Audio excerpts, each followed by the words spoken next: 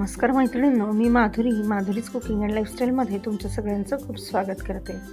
तर अतिशय मऊ लुसलुशीत उकडीचे मोदक बनवता यावं ह्या प्रत्येक अन्नपूर्णेचं गृहिणीचं स्वप्न असतं। त्या स्वप्नपूर्तीसाठीच खास ह्या तुमच्यासाठी टिप्स घेऊन आलेली आहे। चला तर मग सुरुवात करूया। उकडीचे मोदक करण्यासाठी नवीन तांदूळ वापरावा। नवीन तांदळाला चिकटपणा चांगला असतो, त्या पिठाची उकड अगदी छान बनते। मोदकाच्या पिठासाठी आंबेमोहर, इंद्रायणी आणि बासमती तांदूळ समप्रमाणात घ्यावे। एकट्या बासमती तांदळापासून बनवलेले मोदक कडक होतात, किंवा नुसत्या आंबेमोहर तांदळामध्ये घरच्या भाताचा रेग्युलर तांदूळ एकत्र करावा। तांदूळ हलक्या हाताने धुवून घ्या, खूप चोळून धुवू नये, अन्यथा पिठाला आवश्यक असलेला चिकटपणा कमी होतो। 15 ते 20 मिनिट तांदूळ निथळत ठेवा, नंतर घरात सावलीत सुती कापडावर तो वाळवून घ्या। उन्हामध्ये अजिबात वाळवू नये। तांदूळ पूर्ण वाळल्यानंतर तो बारीक करून आणावा। मिक्सरला अजिबात दळू नये। दळून आणल्यानंतर ते पीठ वापरण्याआधी मैद्याच्या बारीक चाळणीनं मगच चाळून वापरावे। मोदकाचे सारण करण्यासाठी ओला नारळ खवून घ्यावा। नारळ वापरण्याआधी तो चांगला आहे की नाही हे तपासण्यासाठी नारळाचं पाणी पिऊन बघावं, अन्यथा सारण बिघडू शकतं। खवलेला नारळ वाटीने मोजून घ्यावा आणि त्याच्या अर्धा म्हणजे निम्मा गूळ घ्यावा। गूळ खोबऱ्याचं मिश्रण एकत्र करून ठेवावं आणि 15 मिनिट एकजीव होऊ द्यावं। सारण करायला शक्यतोवर लोखंडी कढईच वापरा, त्यामुळे सारणाला विशिष्ट खमंग अशी चव येते। सारण साजूक तुपावर करावं। आवडत असल्यास त्यामध्ये चमचाभर खसखस आणि ड्रायफ्रुट्स तुम्ही घालू शकता। सारण कोरडं होईपर्यंत मंद आचेवर परतून घ्यावं। कढईमध्ये ओलावा दिसेल असा झाला म्हणजे सारण तयार झालं असं समजावं। सारण ओलसर किंवा सैल जर वाटलं तर त्यामध्ये 2 चमचे तांदळाची पिठी घालावी आणि सारण जास्तच कोरडं वाटलं तर 2 चमचे दूध घालावं आणि पुन्हा थोडंसं परतून घ्यावं।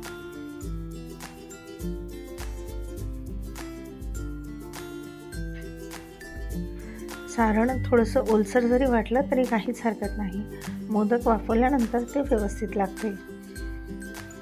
सारण नीट शिजलं गेलं पाहिजे, नाहीतर वाफवताना त्यामधून पाणी बाहेर येते।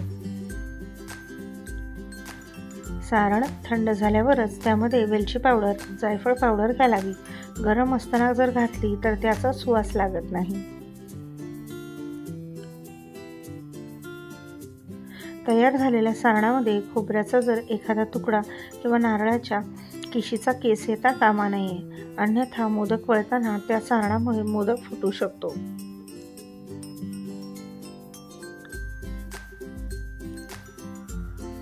उकड काढण्यासाठी खोलगट आणि जाड बुडाचे भांडे वापरावे।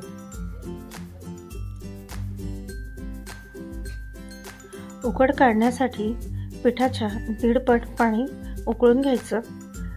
पिठाचा चिकटपणा किती आहे याचा अंदाज सुरुवातीला घेत नसेल तर उकळलेल्या पाण्यातून अर्धा वाटी पाणी बाजूला काढून ठेवा आणि जी पिठी आहे ती घालून उकड काढताना पिठी जर कोरडी वाटली तर अर्धा वाटी पाणी परत वापरायचं।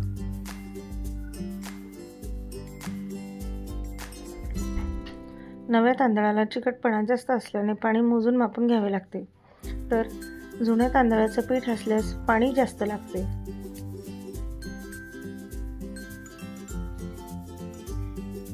उकड काढताना अर्ध पाणी आणि अर्ध दूध जर वापरलं तर मोदक अगदी पांढरे शुभ्र होतात आणि उकडही जास्त वेळापर्यंत मऊ राहते। उकड काढताना त्यामध्ये तूप टाकावे, त्यामुळे मोदकांना छान चकाकी येते आणि मोदक वळताना पीठ हाताला अजिबात चिटकत नाही। परंतु तुपाचं प्रमाण हे बेतशीर असावं, तूप प्रमाणात टाकावं, नाहीतर तूप जास्त झाल्याने मोदक वाफवताना फुटतात आणि तूप जर कमी झालं तर वाफवून झाल्यावर चिवट होतात। उदाहरणार्थ 1 वाटी पिठाला अर्धा चमचा तूप उकड करताना घालावे। उकड काढताना चिमूटभर मीठ आणि चिमूटभर पिठी साखर घालावी, त्यामुळे देखील मोदकाला अगदी छान चव येते आणि चकाकी येते। दूध आणि पाणी उकळल्यावर त्यामध्ये तांदळाची पिठी घालावी। मोदकासाठी उकड मऊ होणे गरजेचे असते। उकड कोरडी वाटत असल्यास गरम पाण्याचा हबका मारावा आणि मिश्रण एकत्र केल्यावर 2 ते 3 मिनिट झाकण ठेवून दणदणीत वाफ काढावी।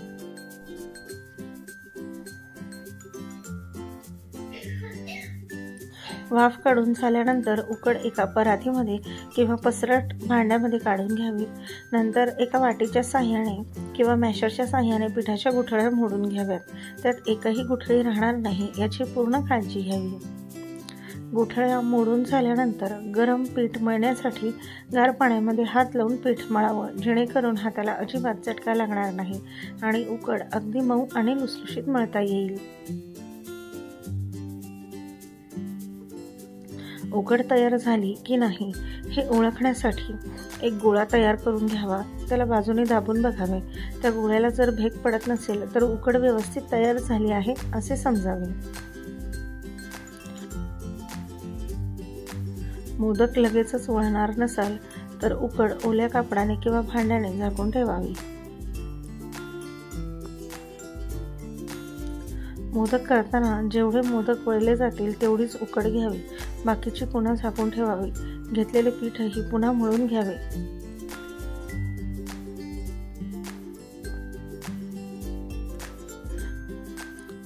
उकडीचा छोटासा गोळा करावा, तो तांदळाच्या पिठात बुडवून घ्यावा।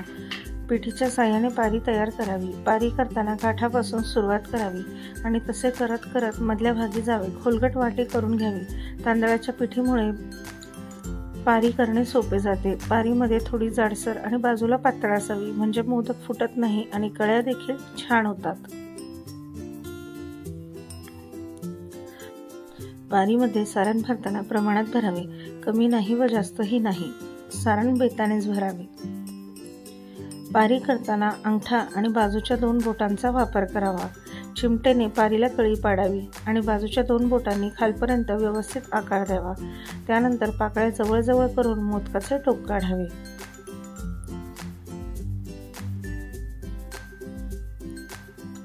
जर हाताने खोलगट पारी करता येत नसेल तर पारी लाटूनही करता येईल। ती बाजूने पातळ आणि मध्यभागी जाडसर ठेवावी। मोदक करताना अधूनमधून हात धुवून घ्यावे, नाहीतर बोटांना लागलेली उकड कोरडी पडून पुढच्या मोदकाची पारी फाटू शकते। मोदक लगेचच वाफवणार नसाल तर त्यावर ओले सुती कापड टाकावे, त्यामुळे मोदक कोरडे पडणार नाहीत।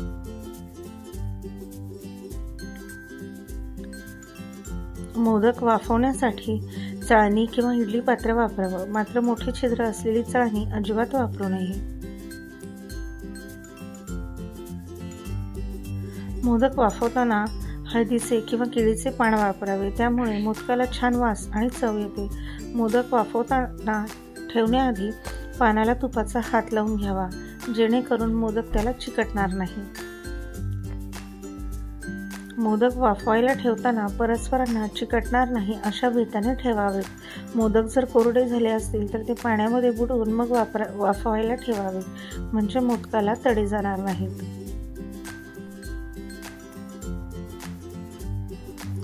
मोदक पात्रामधील पाणी उकळल्यावरच मोदकाची चाळणी वाफायला ठेवावी। तुम्हाला जर केसर आवडत असल्यास केशराचं दूध मोदकाला लावून घ्यावं। केशराची चव त्यामुळे मोदकामध्ये छान उतरते। 10 मिनिटांमध्ये मोदक अगदी छान शिजतात आणि व्यवस्थित वाफवले जातात। ते तयार झाले की नाही हे पाहण्यासाठी मोदकाला ओला हात लावून बघावा। मोदक जर हाताला चिकट लागला नाही तर तो तयार झाला असे समजावे। यावेळी मोदकास विशिष्ट अशी चकाकी येते, ही देखील मोदक तयार झाल्याची खूण समजावी। मोदक व्यवस्थित वाफवून घ्यावेत, नाहीतर ते कच्चे राहू शकतात। मोदक झाल्यानंतर चाळणी बाहेर काढावी आणि नंतर हाताला पाणी लावून एक एक मोदक बाहेर काढावा। गरम मोदक झाकून ठेवू नये, त्याची वाफ मोडल्यानंतर ते झाकून ठेवावे, नाहीतर मोदकातील गुळ वितळून त्याचा पाक बाहेर येतो। हा माहितीपूर्ण व्हिडिओ तुम्हाला कसा वाटला ते कमेंट करून सांगा। व्हिडिओ जर आवडत असेल तर चॅनलला लाईक, शेअर आणि सबस्क्राईब नक्की करा। भेटूया अशाच एका माहितीपूर्ण व्हिडिओमध्ये। तोपर्यंत खूप खूप धन्यवाद।